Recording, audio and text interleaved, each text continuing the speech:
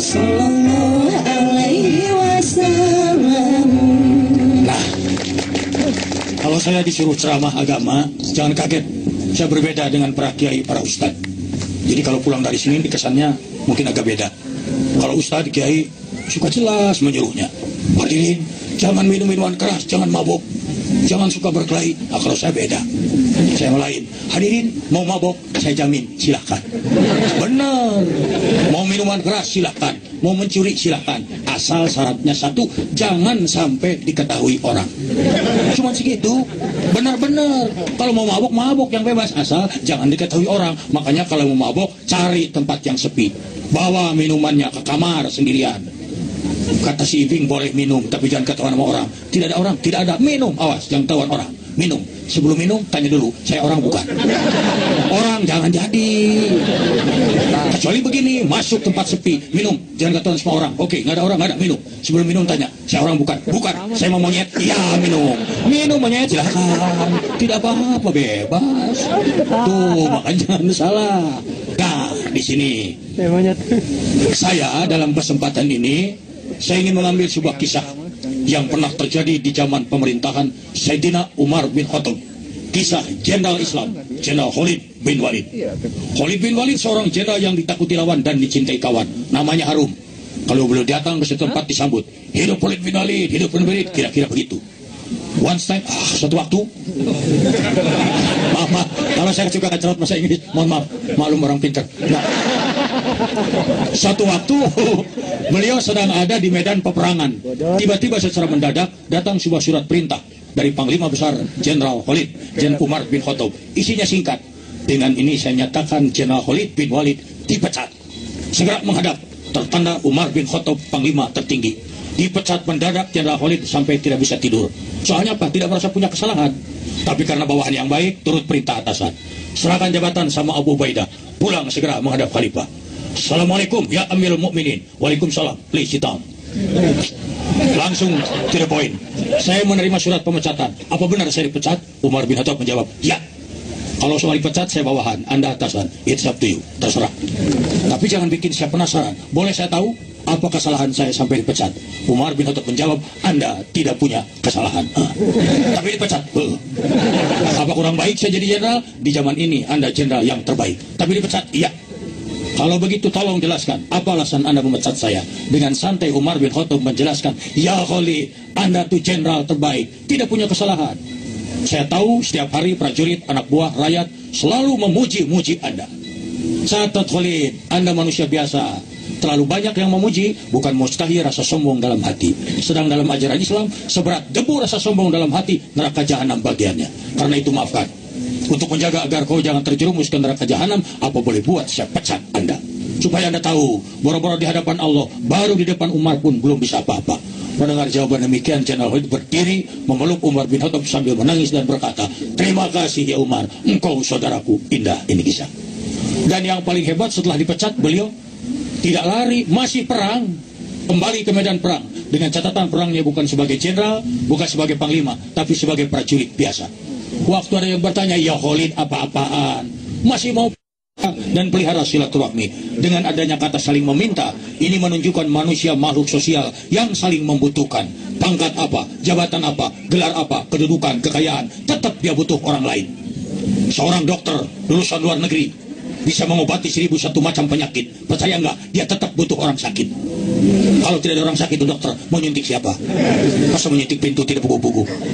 Seorang arsitek jago membangun gedung tetap yang puluhan tingkat, tetap dia butuh orang kecil, butuh tukang tembok, butuh pekerja. Lah ini, makanya semua orang tidak boleh besar kepala. Saya dulu ingat nasihat bapak saya ketika berkata, kamu jangan jadi orang yang besar kepala. Dan benar ini. Saya rasakan pada tahun 70-an ketika saya pergi ke Tanah Suci ke Mekah. Saya mencari kopiah nomor 10, sulit. Sampai saya nangis, begini jadi orang yang besar kepala. Paling gede di sana nomor 7. Benar ibu, bukan serius. Belum bisa ngomong. Saya mau serius, tapi Anda serius. Sudah saya ikutan. Nah, dari sini, silaturahmi itu.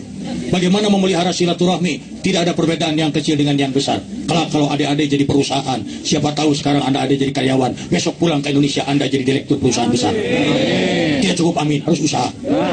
Biar amin-aminan, hari malas tetap gelandangan. Nah, Ada riwayat dari Umar bin Khattab. Umar bin Khattab seorang khalifah, seorang raja. Kalau di negara republik sejajar dengan presiden.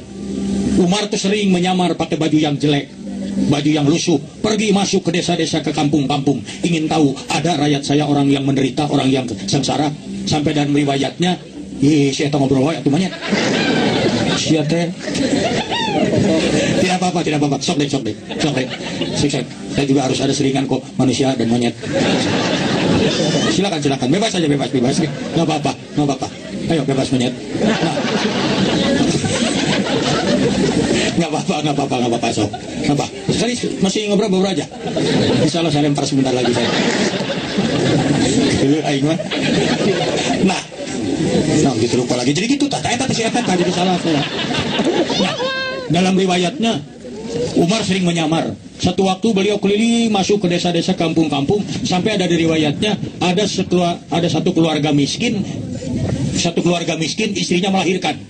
Sekali lagi catat, keluarga miskin, istrinya yang melahirkan. Ini jadi perhatian pada kita bahwa sudah ada dari sononya. Meskipun miskin, tapi melahirkan tetap. Sudah tahu miskin. Terus lagi hamil lagi. Nggak apa-apa. Itu kerjaan si Cecep. Nah. Sibuk ke Bapak Yoyo. Nanti kesimpulannya ditanya di rumah. Apa sih ceramahnya? Spanduk. Aduh, aing mah. Ayo, fokus lagi. Kakarat di Korea nih kesibuk ya aing. Nah, Pak, saudara saya orang Korea. Coba tinggal di dada. Saya baru seumur-umur jadi kiai lagi ceramah ada yang dada. Tidak tahu dia saya lagi ceramah. Kepaksa saya ceramah.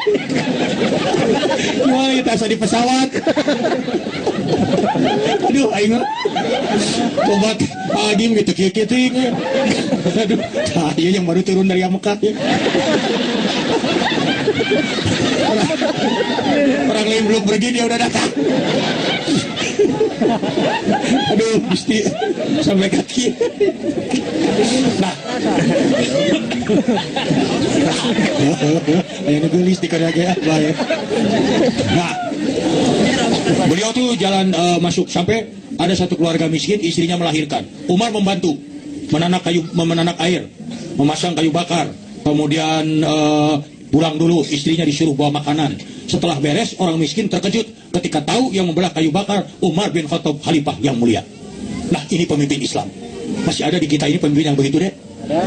Wah, banyak. Kalau ada pemilihan tuh ke daerah-daerah semua. Setelah terpilih mati dan nongol lagi. Ya. Liur mau kabel ini. Nah, ini silaturahmi yang dijalankan oleh kita zaman itu. Sekarang itu sangat sulit. Islam mengajarkan untuk memelihara silaturahmi, tahabu, saling beri hadiah agar kau saling mencintai. Coba lihat di kampung halaman kita, di tanah Sunda juga masih banyak. Antara yang punya pohon mangga berbuah aja, tetangga ngerasain biar satu biji.